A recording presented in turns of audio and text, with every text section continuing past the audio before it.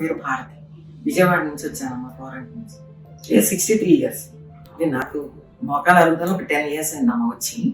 అప్పటి నుంచి సర్జరీకి వెళ్లకుండా ఏ రకంగా ఎట్లా దానికి రికవరీ ట్రై చేయాలనేది నేను చెయ్యని ప్రయత్నం లేదు. అన్ని రకాల ప్రయత్నాలు చేశాను.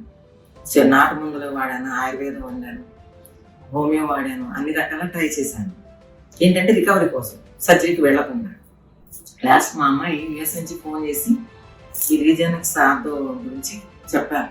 అక్కడ తను చెప్పింది, నా సర్జరీ లేకుండా ట్రీట్మెంట్ ఇస్తారంటమ్మా. ఫస్ట్ ఈ ప్రొసీజర్ వచ్చినప్పుడు ప్రొసీజర్ వివరంగా కనుక్కున్నాను. నేను డాక్టర్ గారు వివరంగా చెప్పారు. అసలు బోన్ మ్యారో నుంచి తీస్తారు అన్నప్పుడు నేను చాలా చాలా భయపడ్డాను. ఎర్లీ మార్నింగ్ 3 o'clock మెలకు వచ్చి నాకు అసలు టెన్షన్తో నిద్ర పట్టలేదు.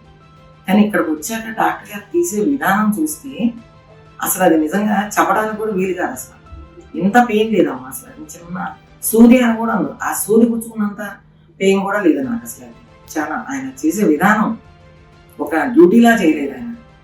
నాకు ఎప్పుడు ప్రతి ప్రొఫెషన్ కూడా ఇష్టం ఏంటంటే, ఎనీ ప్రొఫెషనల్ ఏంటంటే డివోషన్ అనేది ఇంపార్టెంట్ మోస్ట్.